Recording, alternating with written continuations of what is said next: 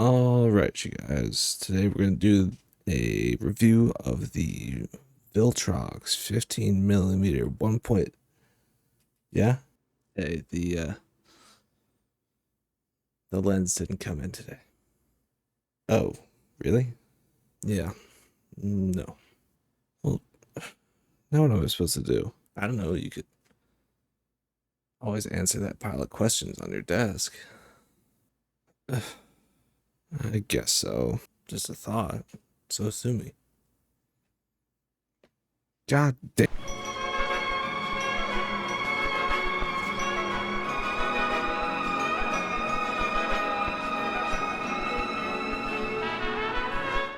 All right. Question 1. I'm an aspiring photographer. What should be my first camera? What is the best camera for beginners? Put another way, how do I choose my first camera? Well, let's unpack that, break it down, and find you an answer. Let's unpack this. What should be my first camera? Your first camera should be a camera you can afford. And honestly, if you're like most of the population of the world at this point, you have a phone, right? That's a camera. Any modern smartphone has got incredible photography capabilities. Plus video, 4K video, 4K 120 if you've got the new Apple, new iPhone stuff. You can take photos with that, and you can discover composition, and you can do a lot with just that computer that happens to live in your pocket.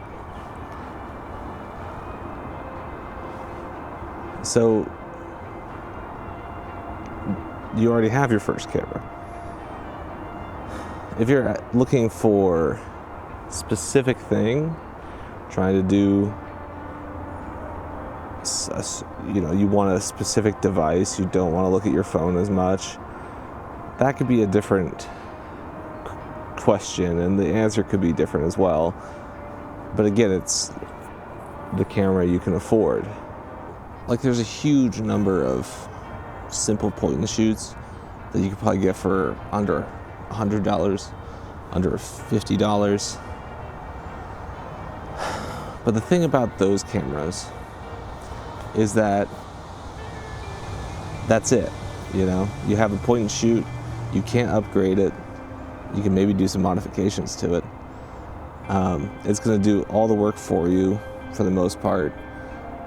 There are some that have some kind of focus features. There are some that let you change the ISO of your film or of the camera. The DSC HX80, that's a point and shoot that I have that has manual controls, but that's a higher end point and shoot. And at that point, so you have a higher end point and shoot, but you can't upgrade the lens later on if you want to, or replace the lens if it breaks. And you're just kind of stuck with what you got. That's not where I would recommend if you're aspiring to be a professional photographer, or even for content creation. Maybe basic YouTube videos, things like that.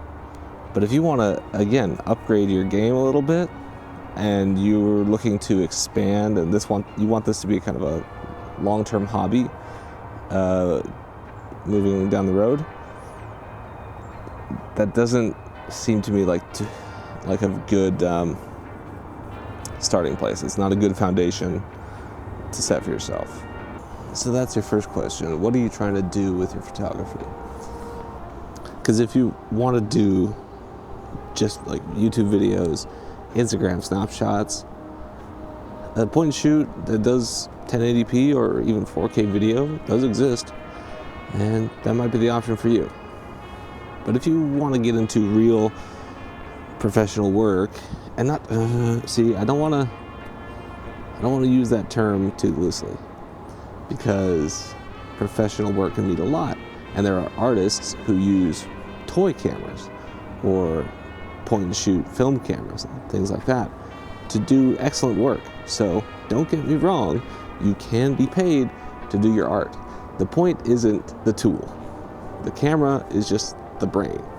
But what's really cool about cameras is the glass, is the lenses, the optics, these things we put on the front that change how the camera sees everything around us. Different focal lengths, different apertures, and depending on the kind of work you're doing, you might really want a camera that can handle low light situations. A lot of point and shoots have trouble with that. You might want a camera with a bigger sensor. Sensors gather the light information. That can be really important. That can really change how your image looks. So, you know, just saying, maybe look into a mirrorless camera or even DSLRs. There's nothing wrong with them. Mirrorless cameras just have a different flange distance and they don't have a flappy mirror, but DSLRs can still, and they're still being made, and they can make beautiful, beautiful images. So, something to consider. So then if we're talking about lenses, something else to consider, and a really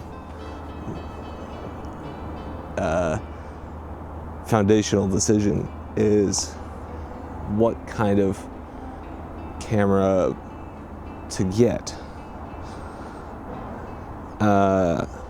And like, I don't want to put too much stock in brands. It doesn't really matter what brand you get. Canon, Nikon, and Sony, the three kind of major consumer cameras, all make fantastic cameras. But, for example, 2020, 2021, Canon released the EOS M50, which by all accounts, beautiful aps-c camera, made really great images, and a ton of content creators got into it.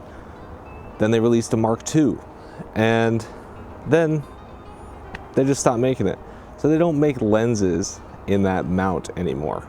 So if you had bought into the M50 system, like a lot of people did, sorry, they don't make. Canon itself doesn't make lenses for that mount anymore. Maybe third parties still do, and maybe you can get enough lenses where that's fine. But that's not really economical, right? If they're expecting you to change to another camera, or they're gonna stop making any new supported lenses for that camera, you're never gonna get new support. Again, maybe that doesn't matter to you. Maybe Canon M50 with the kit lens on it, which from what I heard is an excellent kit lens, that's fine. But what I like to have a wide range of lens support. And the cool thing about the Sony system, the E-mount system, at least to my mind, is that the aps-c line, the full frame line, the cinema line cameras, they all use the same lens mount. So you can use any of those cameras backwards compatible, any of those lenses, sorry, backwards compatible.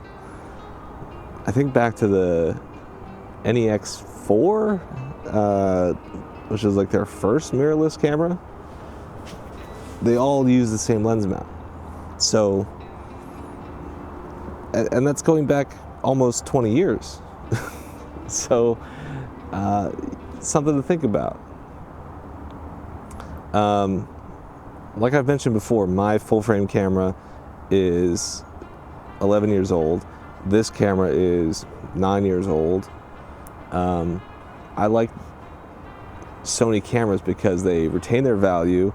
There's a bunch of them cheap on the used market that do pretty great stuff. And kind of as I keep upgrading, if I keep upgrading, I probably will eventually, but I'll just wait for the prices of newer cameras to come down, and I'll always be a few years behind, but That's fine by me.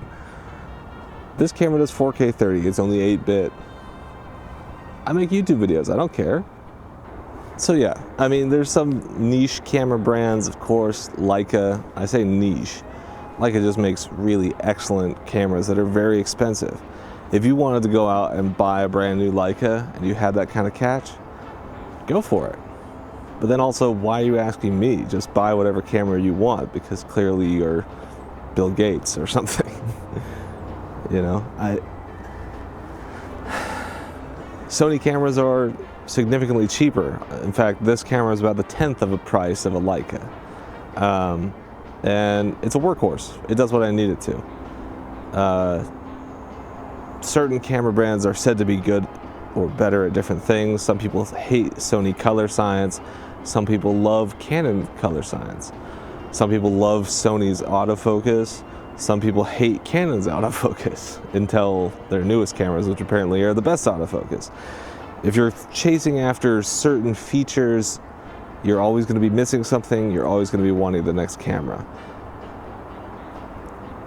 Most modern cameras, especially mirrorless cameras, can do a lot of things pretty well. No camera under, say, $7,000 is going to be perfect.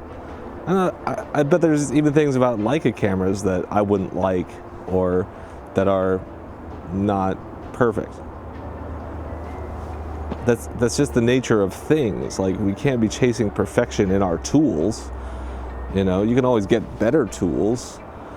Like, if I had a hammer and then I got a better hammer, but that doesn't mean I'm gonna hit the nails any better. Like, the true test of the camera is what you're doing with it. And there are people out there who can make toy cameras look excellent, like I said. And there's people that can make 4K cameras look like crap, like me. I think kind of the better question is, what do I want to do? And how do I buy the camera I want? You know, YouTubers Tom Colton and Mark Weimels, they both have videos about how to get deals on cameras. There's the normal places: B&H Photo, KEH, MBP, Adorama. All these websites, you can find cameras used and guaranteed to be working in various conditions for good prices. This camera was used off, I think, KEH. I think I get most of my cameras from KEH. A7 II. All the rest were from Best Buy, I think. But yeah, trying to find a deal and doing a lot of research. Unfortunately, like, this one YouTube video is not gonna tell you how to do it, but you have to learn. You have to know what you're looking for. Megapixels, shutter count, video specs, if that matters to you, the sensor size. Knowing these things informs you, and information is your best weapon in this case. There are tons of people out there with cameras who don't know what they have. And that goes for almost any tech or even musical instruments, things like that, on Craigslist, Facebook Marketplace, that kind of thing. They just don't know what they have. And unfortunately, that means you can swoop in and get it for a good price. Ethical dilemma? Maybe. But, you know, they had the opportunity. That's the thing about information. We live in an age where it's all right there. You can just go get it. You can find out so quickly. You just have to read or watch a bunch of YouTube videos. And I will say, in all fairness, like, a lot more people are becoming informed because that information is so available to them. A lot more people are going out, finding out. So they do know what they have, which means they'll be selling it for probably more than it's worth, or what they think that they should be selling it for. Cameras, especially modern ones, are complex and expensive to fix, and they cost money. So having that information going into it, knowing what you are getting and knowing what that camera can do for you specifically and why you want it, that is very powerful. You don't just walk in. There are so many content creators you see. It's like, I just want an FX30 because that's what everybody has. I just want a, I don't even know, A7C, the Alpha 1. Like, there are tons of these Sony cameras, and people just pick them up because they're trendy, and they see Sony on their Instagram reels, and they like, oh, I need that. I should shoot on Sony, but like I said, that's an 8-year-old, 9-year-old camera, something like that. And guess what? It does what I need it to, and it does probably more than a lot of YouTubers need. But it also takes fantastic stills. I love this camera. Okay, but enough ranting. Here's a few key points that I want to drive home here. If you really want to learn photography, really do, and that's your passion or your interest, get something with manual mode. Learn to shoot manual. Now, most modern cameras have an auto mode, and it's probably going to be really good. The camera knows pretty much what to do. If you're shooting in RAW, then you can change a bunch of it in post. It's going to be fine. But if you really want to learn the craft of it, heck, grab a film camera with a manual mode and learn that, because that's way more difficult. Because there is no post-processing except for the developing process, and you have to get it right.